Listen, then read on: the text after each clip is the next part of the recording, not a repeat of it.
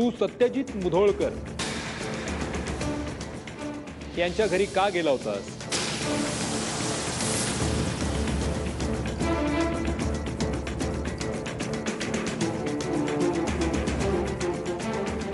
साहेब,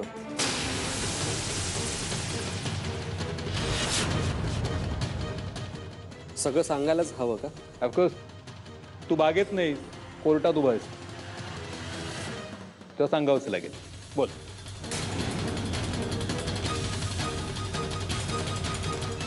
असं काय ना साहेब, थोडं सिक्रेट होतं. सिक्रेट? दिल का मामला आहे ना.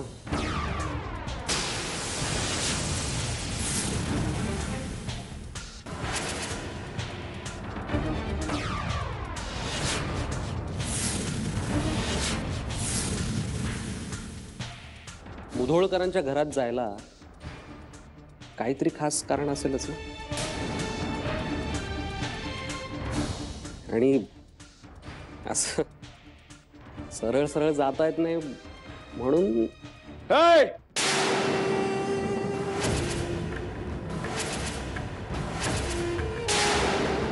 शब्द जरी आणखीन बोललास तरी याद राख. साहेब, यांची बायको आणि मी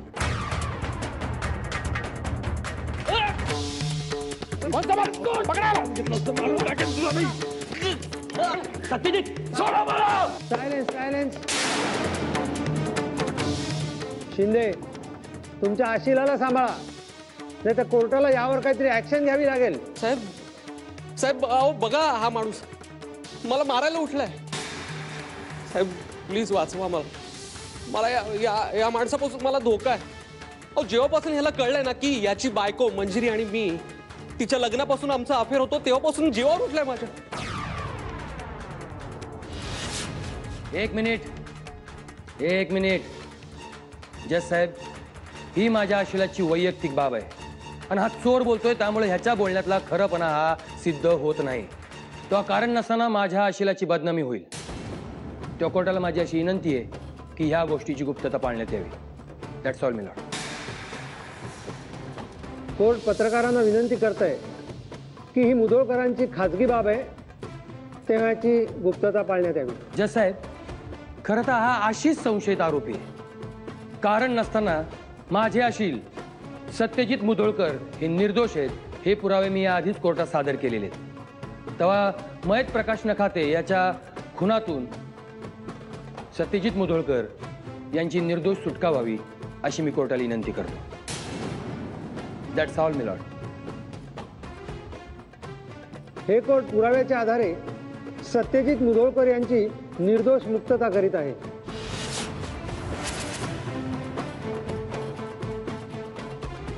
पोलिसांनी प्रकाश नखाते यांच्या खून प्रकरणी आशिष शिर्के यांना ताब्यात घेऊन योग्य ती कारवाई करावी आणि मगच ही केस उभी करावी. Court is adjourned.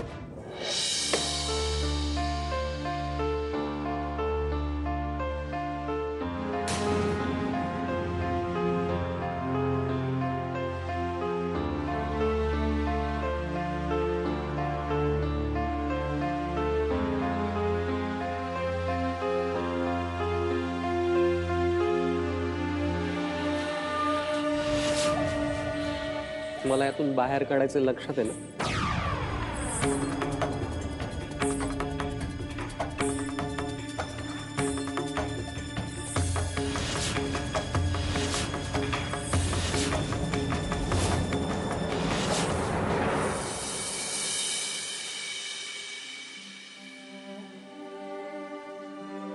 आई, अहो नका काळजी करू एवढी. काय झालं असेल तिकडं केसचं कुणास ठाऊक. काहीच कळायला मार्ग नाहीये. यांना एक घरी फोन करून सांगता येत नाही. घरची लोक काळजी करत असतील, काही समजत नाही एवढं. पण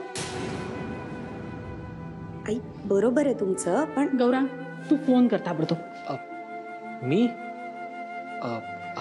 आई अगं कोर्टात असतील सगळे. कोर्टात फोनवर नाही बोलता येत. अरे पण किती वाजले बघितलंस का? बंद झालं असेल कोर्ट एव्हाना. वहिनी एवढी कशाला काळजी करायलीस? अगं आई, अंबेच्या कृपेने सगळं व्यवस्थित होईल बघ. मावशी मावशी सत्यजित आलाय.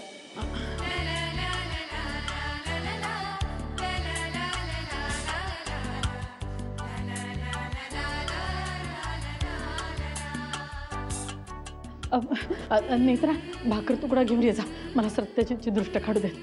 हो आणि तुम्ही सगळ्यांची तोंड गोड करायला साखर घेऊन या जा. मी आरतीचा ताट घेऊन थांब मावशी मी आणते.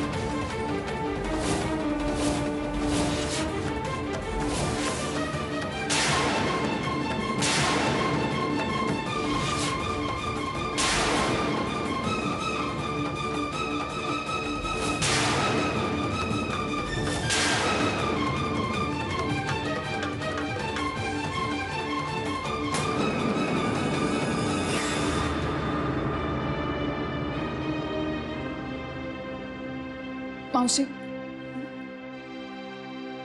त्याला आत्ता एकट्याला राहू दे. अगं पण मावशी खूप हर्ट झालाय तो, रागात आहे. आत्ता डिस्टर्ब नको करू. काय झालं कोर्टात? प्रिया, मी काय विचारतेय, कोर्टात काय झालं?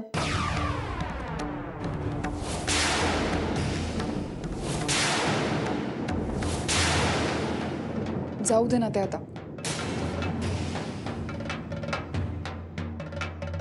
जे झालं ते झालं. सत्यजित घरी परत आला हे महत्वाचं आहे. तरीही मला ऐकायचंय, काय झालंय तिथे?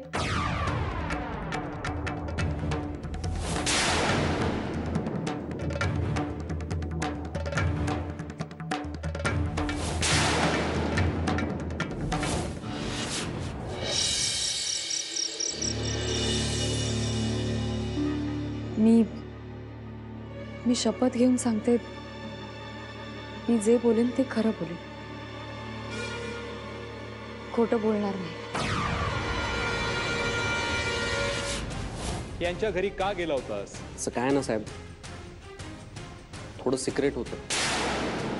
दिल का मामला आहे ना. मुधोळकरांच्या घरात जायला काहीतरी खास कारण असेलच ना. यांची बायको आणि मी, जेव्हापासून ह्याला कळलंय ना की याची बायको मंजिरी आणि मी, तिच्या लग्नापासून आमचा अफेअर होतो तेव्हापासून जीवावर उठलाय माझ्या. असं काय ना साहेब, दिल का मामला आहे ना. थोडं सिक्रेट होतं. मुधोळकरांच्या घरात जायला काहीतरी खास कारण असेल. जेव्हापासून ह्याला कळलंय ना की याची बायको मंजिरी आणि मी, तिच्या लग्नापासून आमचा अफेअर होतो तेव्हापासून जीवावर उठलाय माझ्या. मावशी काही असलं तरी सत्यजित बाहेर पडला या सगळ्यातून, सुखरूप घरी परत आला, हे सगळ्यात महत्वाचं आहे. नाही ते आहेच का, पण हे जे काही घडलं त्याची कारणं अशी सोडून नाही ना देता येणार.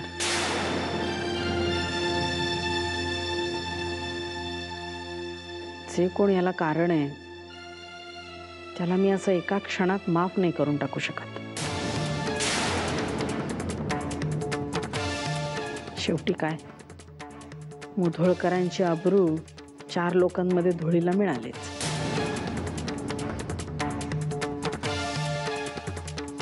वहिनी असं काय म्हणालीस?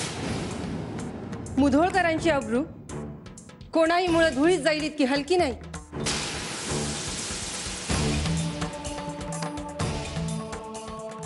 अगं आई अंबेचीच कृपा आहे की आपला सत्यजित निर्दोष सुटला. आई अंबे, मी तर आता जाऊन अभिषेकच करणार आहे बघ. मावशी तू नको इतका विचार करूस आता. पण मागचं सगळं असं पुसून टाकता येत नाही.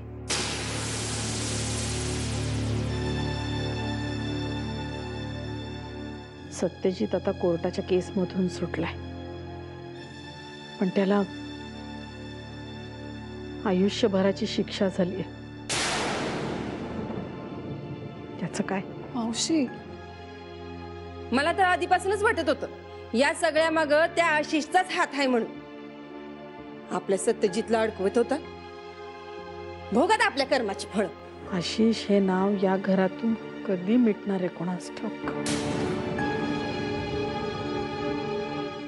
पण आई, मला एक गोष्ट कळत नाहीये, त्या आशिषनी दादांचा घड्याळ घरातनं चोरलं कधी? कुणाच्या लक्षात कसं नाही आलं? नेत्रा, म्हणजे मला असं म्हणायचं होतं की मला काहीच माहिती नाहीये ना. म्हणजे हा आशिष आहे कोण नक्की? मी या मुलासाठी काय काय स्वप्न बघितली होती, कसले भोग आले त्याच्या वाटेल. परमेश्वरा, बाहेर काढ बाबा त्याला यातून. या घराचे हरवलेले सुखाचे दिवस परत येऊ दे.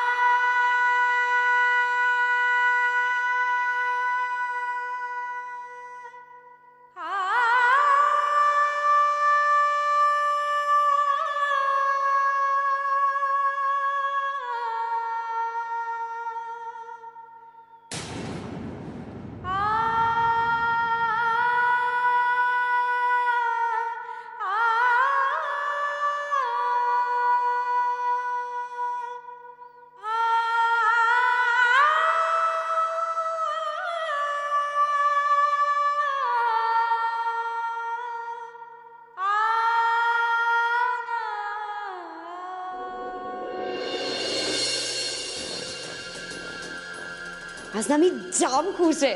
It was a site. आणि मंजिरी वहिनी, तिचा तर चेहरा बघण्यासारखा, म्हणजे असा चेहराच कधी पाहिला नाही मी. बर, मग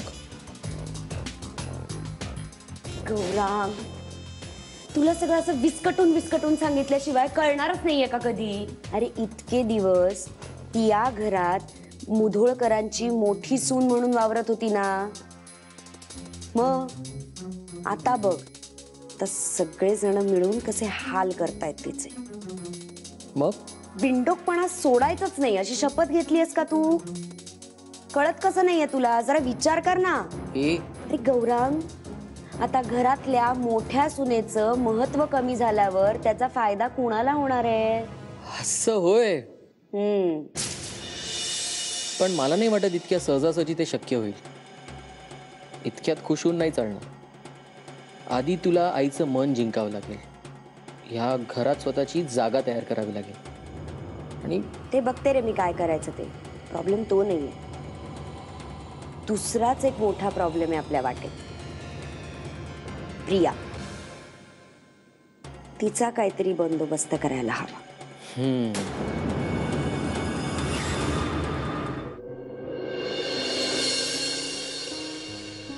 मावशी, असे कसे फसलो ग आपण? एवढा साधा भोळा दिसणारा चेहरा आणि त्याच्या मागे इतकी क्रूर फसवणूक.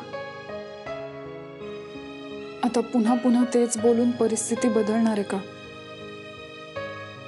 माझा सत्यजित सुखात राहावा एवढी छोटीशी इच्छा होती माझी.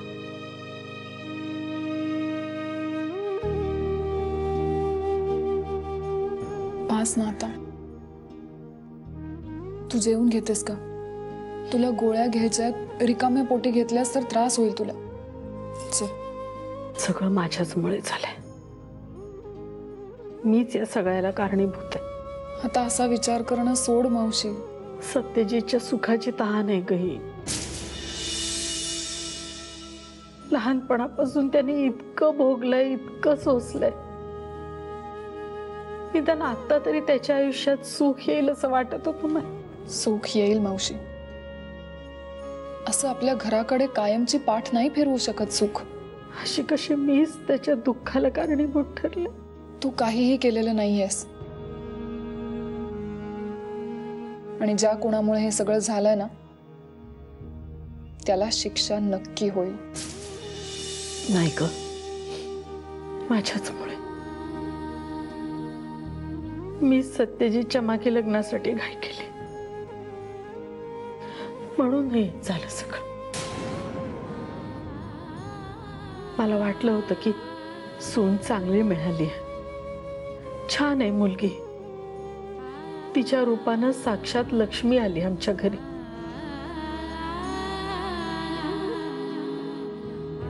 बघितलंस ना तिने कशी त्याच्या आयुष्याची धुळधाण केली. ते फार फरफट होती ग माझ्या मुलाची. मावशी, सत्यजित सावरेल. या सगळ्यातून बाहेर पडेल तो. बघ, सैरभैर झालाय तो. आता पुढे काय होणार? हे घर या सगळ्यातून कसं बाहेर पडणार? या प्रश्नांची उत्तरं नाही आहेत माझ्याकडे. थोडासा वेळ जाऊ दे, सगळ्या प्रश्नांची उत्तरं मिळतील. हे सगळं बोलायला सोपं आहे ग, पण चुकले मी. सुनेची निवड करण्यात चुकले.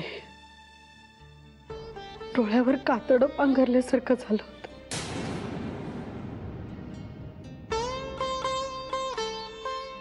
तू इथे माझ्या समोर असताना मी सत्यजितसाठी तुझा विचार का नाही केला? का नाही केला? किती सुखात ठेवलं असतंस ग माझ्या सत्यजितला, या घराला. अगं इथे घरात माझ्या समोर माझ्या जवळ सून असताना मी बाहेर शोधायला गेले. चूक नाहीये माझी.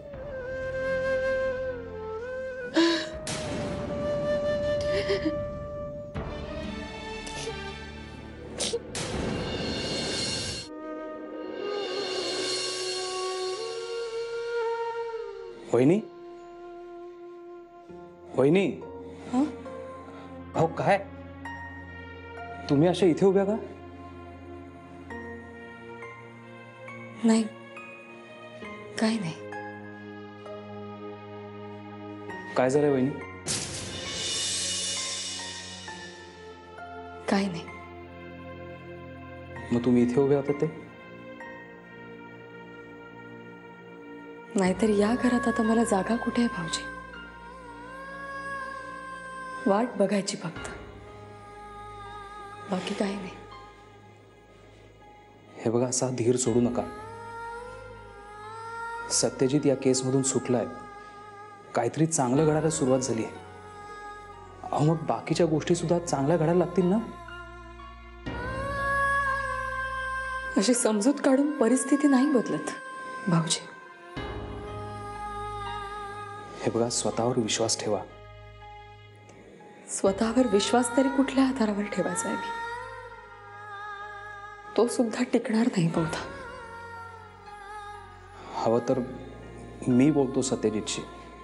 नाही नाही नको. ते मला समोर बघायला तयार नसतात ते. प्लीज. नाही ते काही नाही, त्याला तुमच्याशी बोलावंच लागेल. भाऊजी प्लीज.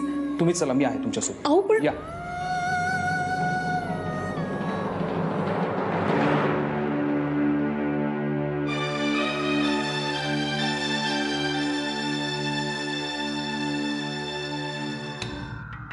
सत्यजित,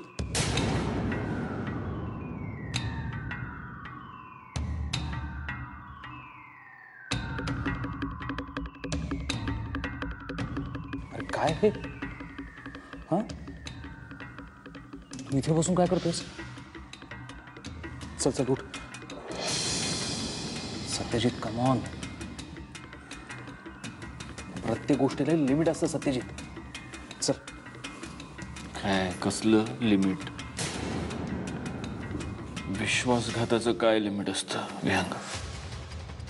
ते कधी संपणार? त्याच्या आधी माझ्या आयुष्याचं लिमिट संपणार आहे.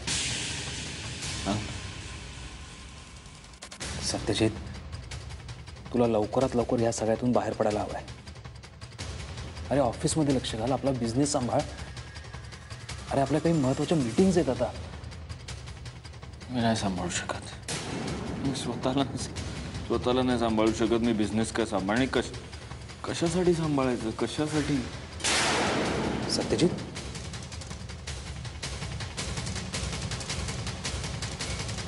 तू का आलास इकडे? तू का आलास इकडे?